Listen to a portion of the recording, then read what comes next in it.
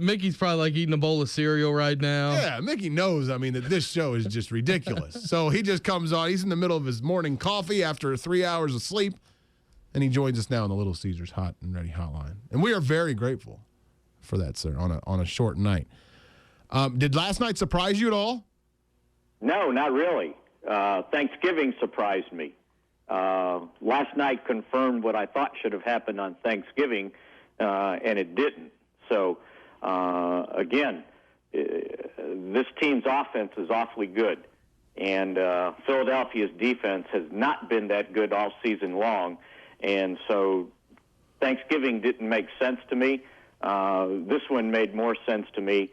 The fact that the Cowboys went out and scored 38 points before the game. I thought, if you were going to make a prediction, I had them at 35. So they were right about what I thought. And, the defense made some plays. They gave up points. I thought they'd give up 31. They gave up 27, so that was close, too. So, no, not at all, but I guarantee you it shocked the city of Philadelphia because they thought they had a layup coming Sunday night. Mickey, I asked this question tongue-in-cheek, kind of. What game are the Cowboys going to lose on purpose out of the last two so they can go on the road in the first round of the playoffs? You never know how this thing's going to turn out. You could probably win both, and who knows? I guess if you win both, you at least play at home, right? So they've been pretty good on the road. You don't want to. Yeah, I know. It's amazing, isn't it? But again, to play on the road the first game, you would have to earn a wild card berth. And I just don't know that if they get into a bunch of tire breakers for a wild card berth, unless somebody starts, losing some games, that they would win one. So to me, and it always has been since Thanksgiving, is you need to run the table, win all 4 games, and get yourself in the playoffs. Well, I'll tell you what was surprising to me, Mickey, and you tell me if I'm wrong, if I'm off here. Mickey Spagnola joins us. Is that it felt like for a lot of the game last night, the Cowboys struggled to get DeMarco Murray any yardage, and they still were able to score. Now, that seems like that has not happened in quite a while. Well, because it's always been kind of a complimentary thing. The one time he struggled to run the ball, or actually there were 2 times, and they lost both games, they struggled to run the ball. Number one, it was against Arizona, right? And who was playing quarterback? Whedon. Yeah. And the other time was against Philadelphia when he rushed for a season-low 73, and Tony Romo wasn't himself. He didn't take the shot. He didn't have his normal routine. They had trouble throwing the ball. So this time he struggled running the ball because why? And I don't know if you can tell on television, but for the most part, when the Cowboys were going with their 2 tight end offense, or they were playing 2 tight ends and a fullback, or 3 tight ends and 1 wide receiver, and trying to run the ball, the Eagles were playing 8 and 9 guys in the box. Right. So they were basically saying, you're not running the ball against us. If you're going to beat us, we're going to throw it. Yeah, if Des Bryant. Yeah, that's right. Go deep. They basically they did the pick their poison, and they were going to let hey, if you're going to beat us, then Tony Romo's going to have to throw it up to Des Bryant all night. And their poison was they're sick to their stomach this morning, probably. That's that milk and magnesia. That's what they had there. And that's what I try to tell people. Everybody's like, when you get to December, you have to run the ball because of the weather. Well, if the other team says, by golly, you're not going to run the ball, and you're going to sit there with that defense that has given up more yards than the Cowboys defense, more points than the Cowboys defense, and tell me you're going to play Des Bryant one-on-one with Bradley Fletcher, and I'm going to win? They got away with it the first time because the Cowboys stubbornly said, we're going to run over you. We're going to run over you. And they didn't run over them, and then consequently Romo had a really bad day that day. Now, this time they came out and basically said the same thing. And the amazing thing to me was way before the game, Malcolm Jenkins decided he was going to provoke Des Bryant. And they got into a jawing match on the field. And, I mean, it was a serious one, and they had to be separated about 2 or 3 times. And it's like, are you kidding me? The last thing you want this kid out there is all lathered up and, ready to go. And the good thing about Des is he kept his wits. He didn't get overly emotional. He kept his wits, and he went out there and did what he needed to do right off the line of scrimmage with great releases when he got called for the 9 routes. And it was almost like they were playing catch against air because the guy never got in his way. It was amazing that they continued to do that. And then I think after they got burned either the second or the third time, they started backing off and playing 2 safeties instead of single safety high. You're right. They chose their poison. Mickey, you've been around this team for a long time. Is there a different feeling in December this year as opposed to years past? And if so, can you put your finger on why there is a different feeling? Well, 2 things. Number one, they're healthier than they've been in past Decembers. So that certainly helps, at least the past 2 Decembers. Number 2, they're better. It's a better offensive line. It's the best offensive line they've had since 2009. So put those 2 things together, and you have the ability to score points.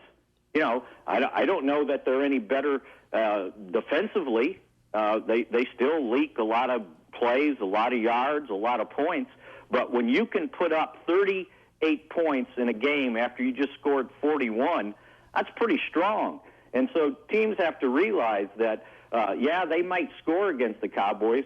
They might even score 24 straight and erase a 21-0 lead. But you better keep scoring because this team has the ability to put up points in a lot of different ways. Now, next time out, I don't know what Indianapolis is going to do next Sunday. They may look at that game field and go, boy, we're playing, double safeties high, cover 2, and keep everything underneath and see if we can stop the run. Well, we'll see if they can stop the run with a 7-man front because most teams haven't been able to stop the Cowboys' run with a 7-man front.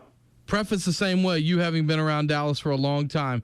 I know we're only 14 games in, there's still a lot of football to be played. Where does this season rank as far as surprises for you on the expectations you had preseason compared to how the season played out? It's got to be up there. It probably goes back to 1991. The Cowboys had come off a 7-9 season that year, and everybody was thinking, okay, they're probably better. And after 11 games, they were sitting there at 6-5. They had lost 2 straight, and they had to go to Washington to play the 11-0 Washington Redskins. And you're sitting there going, okay, this is not looking good right now. Well, they ended up running the table. They won 5 straight, ended up earning a wild card berth with 11-5 record, and beat the Bears the first round of the playoffs. I think that was somewhat surprising, but that was also the start of something big. So, this year you're sitting there going, okay, they're 8-8. They lost this, and this. But my thoughts were they're at least 7-9, and if they got some positive answers to a lot of ifs they had going into this season, they could at least be 9-7 and maybe better. So they got positive answers to almost every one of the ifs they had coming in, meaning how was Romo's back going to be? Well, obviously it's fine if he doesn't have to play a game in 2.5 days between games and going to bed. What about Rolando McClain? Well, Rolando McClain's been more than you could have expected. Unbelievable. What about Tyron Crawford coming off an Achilles, misses the entire season, hadn't played any football since 2012? He's been probably their best, most consistent defensive lineman. Could they get Anthony Spencer back on the field? Yes, Anthony Spencer is back on the field. So almost every one of these things, normally when you have that many ifs coming into a season, you're sitting there going, well, if I do 50-50 on positive answers, then I'm doing pretty good. Well, they're hitting it about 90% right now. Well, and since and let me also add to the fact that, hey, could they get anything out of DeMarcus Lawrence after, breaking his bone in his foot, and can he come back and play? Well, he's out there. I don't know how well he's playing, but he's out there. And some guy named Jeremy Mincy that no one really knew much about comes in, and now he's kind of a stalwart on the defensive line. And the draft pick was a 10 out of 10, all of it. Oh, my gosh. And then you want Johnny Manziel? Ha-ha. So anyway, they ended up getting all these answers that kind of went their went their way so far. Well, one thing I would say on top of all that, I know, and obviously I don't want to miss the fact that there were so many injuries before the season began, but since the season began, there have been few. Yeah. Very, very few. So that, you're Which getting is everybody. the exact opposite of last year. Yeah, for right, sure. right. And by the way, did the team come out clean in this one? Doug Free didn't return to the game with a sprained ankle. I think they're somewhat concerned about that, and to me that's concerning because Jeremy Parnell is not Doug Free, okay? And I think they had some troubles after Doug went out. Zach Martin also had an ankle deal, but they retaped him. He went back out. I think the big concern is DeMarco Murray. They were going to X-ray his hand. They were fearing that he had a broken bone in his hand, but I saw him on the plane. He didn't have any bandage on it, didn't have anything on it. So we'll see where that one goes, but I think that was the one that they were most concerned about heading forward. The big news for Cowboys fans, or for our young listeners, is you got taught a lesson by Mickey Spagnola today when he talked about 1991. The lesson has nothing to do with the Cowboys. It's that at one point in time, the Washington Redskins were actually 11-0. Believe it or not.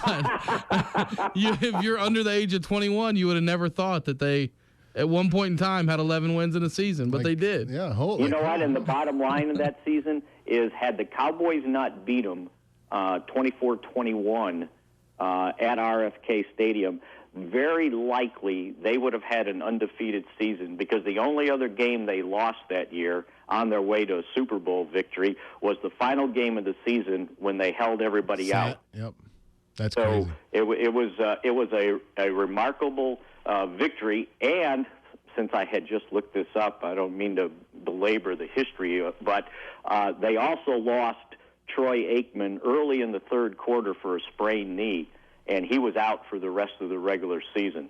So Steve Berline led this team to... Steve Berline. How about that? Yes, blast from the past. And the reason I remember this so well, because it was the last game I covered for the Dallas Times-Herald the last away game I covered for the Dallas Times-Herald before it went out of business the following week. that was God bless the memories. It's like indelible memory. It's in my brain. I'll never forget it. Good talking to you, Mick. Always a pleasure. Okay, I enjoyed it, guys. Have a good day. Likewise, Mickey Spagnola on 2 Hours Sleep.